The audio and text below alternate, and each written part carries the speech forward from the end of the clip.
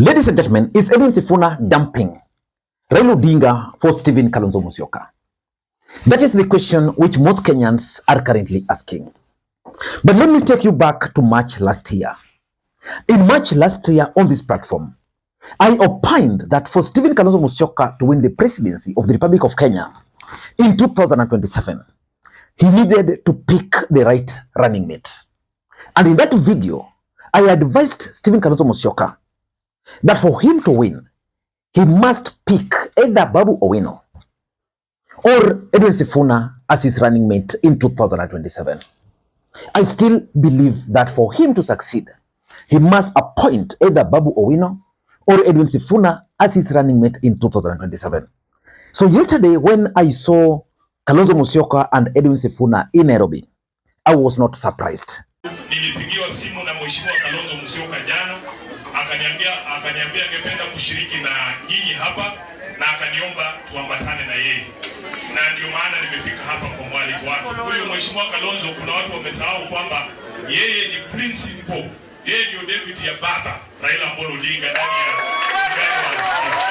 Kwa hivyo akipiga simu, sisi wote ambao tuko ndani ya Azimio tuko na jukumu la kupokea hiyo simu na kufanya jinsi ambavyo ametuelekeza.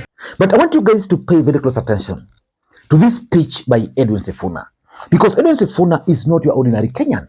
Edwin Sifuna is the ODM Party Secretary General. As the Party Secretary General, it means Edwin Sifuna is the spokesperson of the party. So ladies and gentlemen, listening to Edwin Sifuna, because this clip here is going to form the basis of this analysis. Sasa wamechoka kutetea wananchi.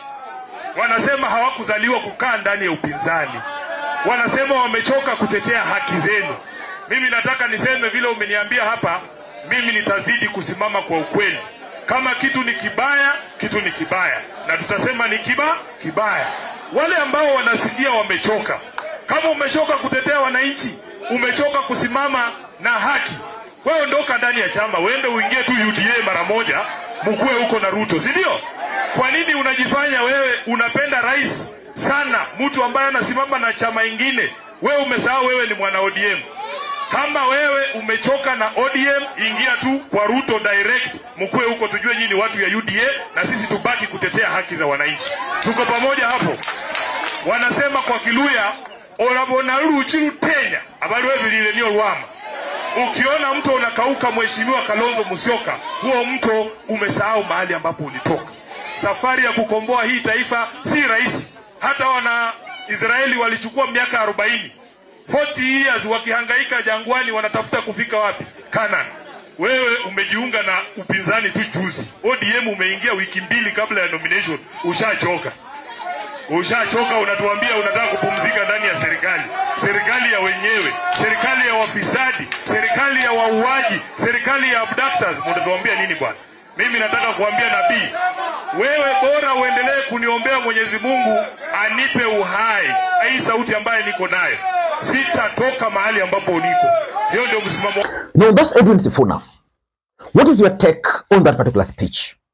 Is Edwin Sifuna on his way out of ODM party? Nimekuwa kwa bunge miaka mingi. Nilikuwa na ango ya Sifuna. Lakini nimewatch huyu kijana, wacha nimuite hivi. Kama kuna jasiri Kenya hii ni huyu kijana senata wenu. Ana ujasiri, haogopi. He is a communicator. Kwa mambo ya uongozi, ndugu zangu, if the time comes na mimi niwe katika mahali naweza kuchagua waziri wa mambo ya nje, that will be Edwin Sifuna. Na sisemi ni lini, he is most qualified because I know kwanza yeye anaelewa na sheria. Sifuna zindi huyu. Tena huyu Sifuna, let me be honest with you, I'll say this today, Mheshimiwa. Whatever it is huyu jamaa atataka, Nairobi hii, Kenya hii, apatiwe because he's able. Na sijui aje niambia anataka nini, whatever it is he wants. In this video, I want us to do that critical analysis.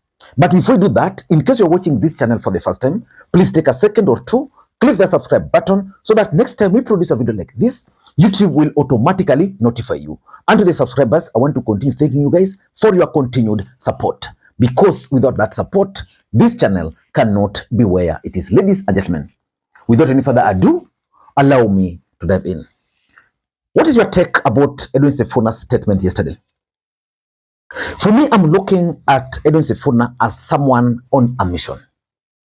Edwin Sifuna is either serving his own political interest, or Edwin Sifuna is serving the interest of Raila Odinga. But allow me to break down for you my thoughts on yesterday's statement and the appearance of Edwin Sifuna alongside Stephen Kalonzo Musyoka. Number one is Nairobi politics. I've always told you on this platform that politics has only two constants: the interest and betrayal. And the interest in politics is normally personal. The truth is, Edwin Sifuna joined politics because of his own personal interest. What is Edwin Sifuna's personal interest in Nairobi, if I were to ask you? To retain his seat as the senator.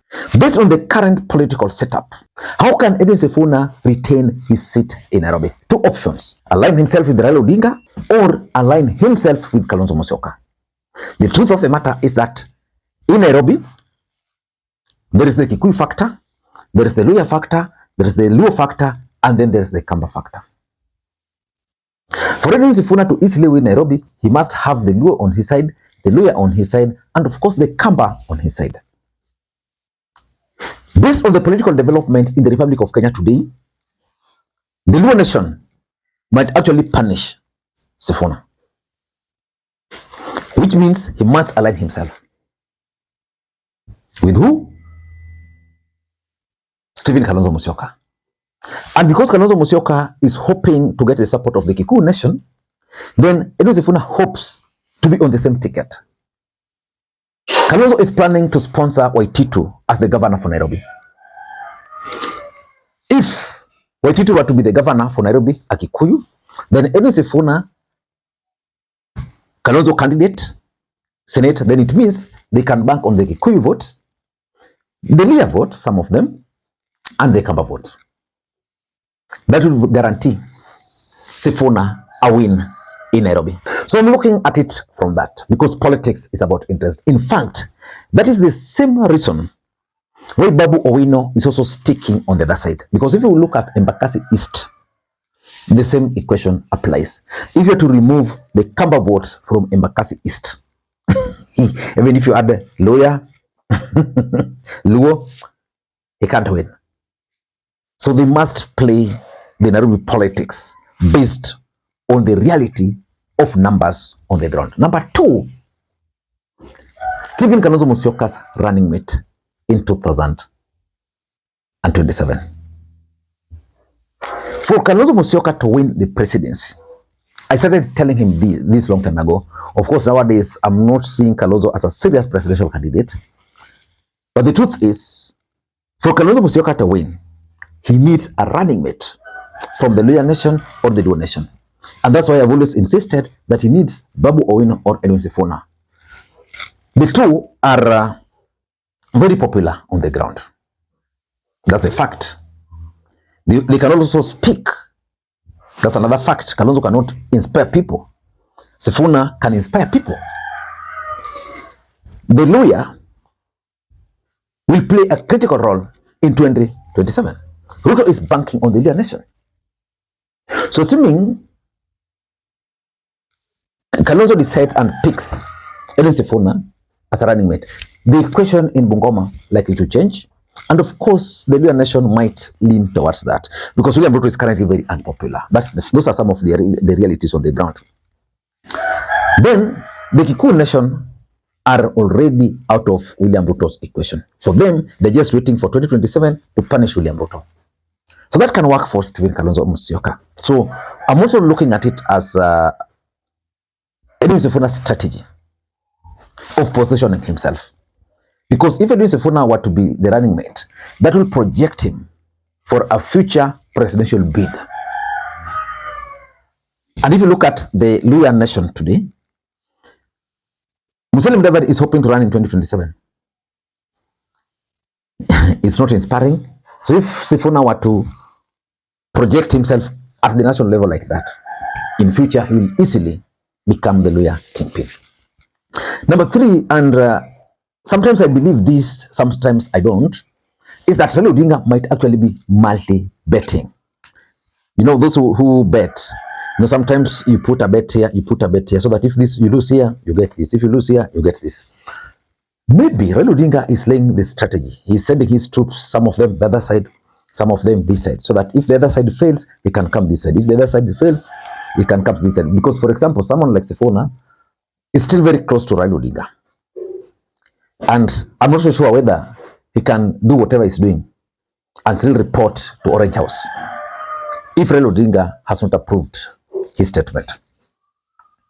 So maybe Raila Odinga is multi-betting. We go to Kalonzo, hold the opposition there, so that if things don't work the way we intend, then we can strategically join you on that side. Meanwhile, he's also working with Ruto on this side, so that if things work the way he wants, then if people like Sifuna can be told, now you come this other side. And lastly, sorry, not last, number 4, I think the ground is also hostile in Nairobi.